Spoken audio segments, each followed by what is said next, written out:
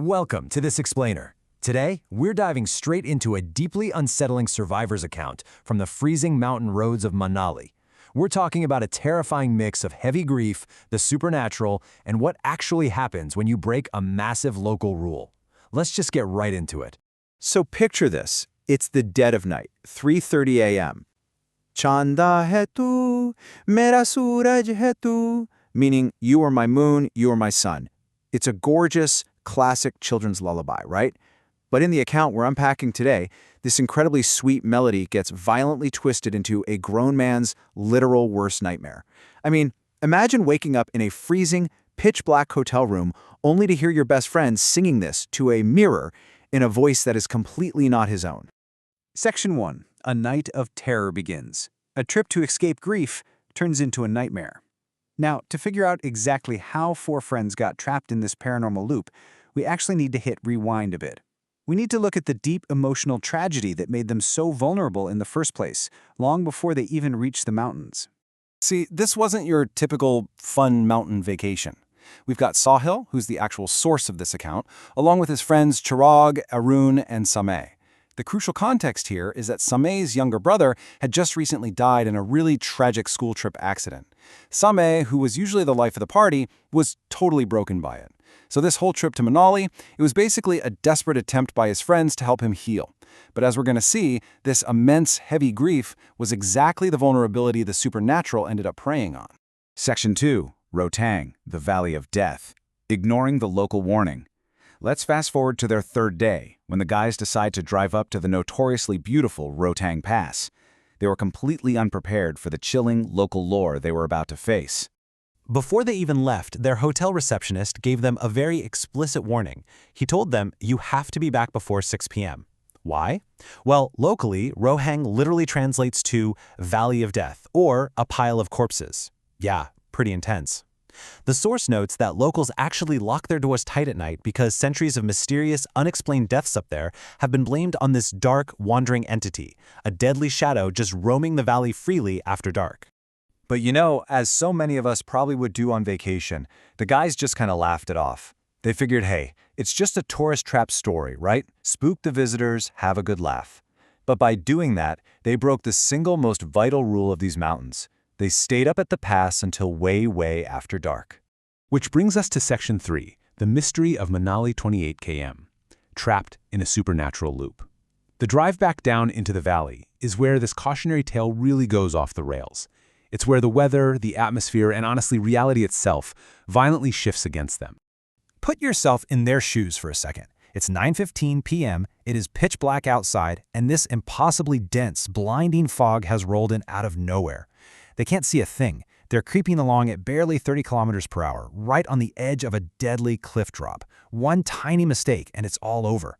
And it's in this incredibly tense, completely vulnerable moment that the impossible happens. Out of that freezing mist, their headlights wash over a stone milestone that reads Manali 28 kilometers. Now, it is absolutely freezing out, but Sahil looks over and spots a man sitting right on that stone, wearing literally nothing but a thin white dhoti, a traditional cloth garment. Sahil is totally freaked out, but he decides to just keep quiet so he doesn't panic the rest of the car.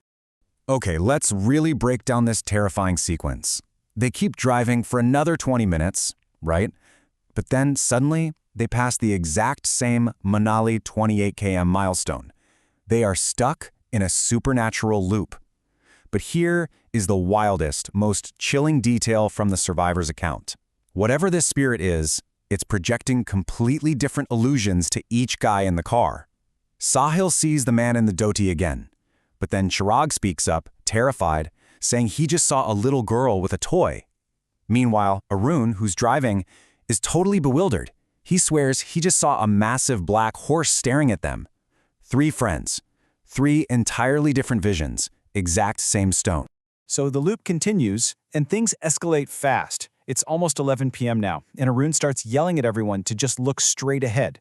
Don't look out the windows. Why? Because the laws of physics have officially left the chat. Right outside their window, there's a 15-year-old boy in muddy clothes with a battered, bruised face, and he is keeping perfect pace with their vehicle.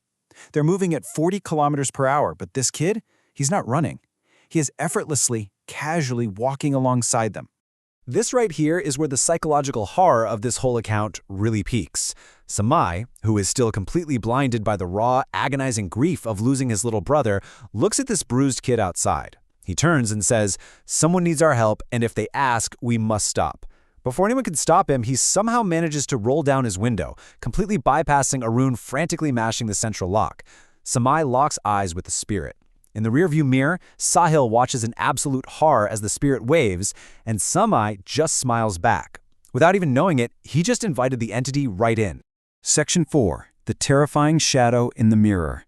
3:30 a.m. in the hotel room. The guys completely panic, floor it, finally break out of the terrifying loop, and make it back to the safety of their hotel by 2 a.m. They agree to just process the madness in the morning. But the real horror had actually followed them straight into their bedroom. At 3:30 a.m., Sahil wakes up to that eerie lullaby we talked about. He looks over and Samay is fully possessed. On one hand, you have the real Samay, a loving, heartbroken brother. But the horrifying reality Sahil woke up to was Samay glaring into the mirror with blood-red eyes, deep, violent choke marks pressed into both sides of his own neck, and this creepy, unnatural smile just plastered across his face. Then, the possessed Samai turns slowly to his terrified friends, and with this high-pitched, innocent, childlike laugh that absolutely 100% did not belong to him, he taunts them. He asks, "If I knock on your window at night, will you open it to help me?" And the exact second he finishes that chilling sentence, his body just drops. He collapses totally unconscious on the floor. Moving to Section 5, the Tantric and the End of Fear, Purging the Dark Entity. Obviously, the guys are completely paralyzed with fear for the rest of the night. The second the sun comes up, they rush an unconscious Samay to a local pundit, a spiritual healer, just begging him to save their friend from whatever latched onto him out there on the mountain. And the pundit reveals a totally devastating truth. You see, that dark entity up at Rotang Pass, it didn't just target their car at random. It actively sensed the aura of recent death clinging to Samay.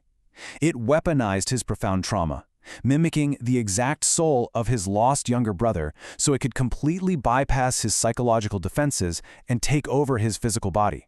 It literally used his own empathy and grief as a Trojan horse. What followed next was a remarkably grueling exorcism. The pundit performed these intense, ancient rituals to try and purge the entity.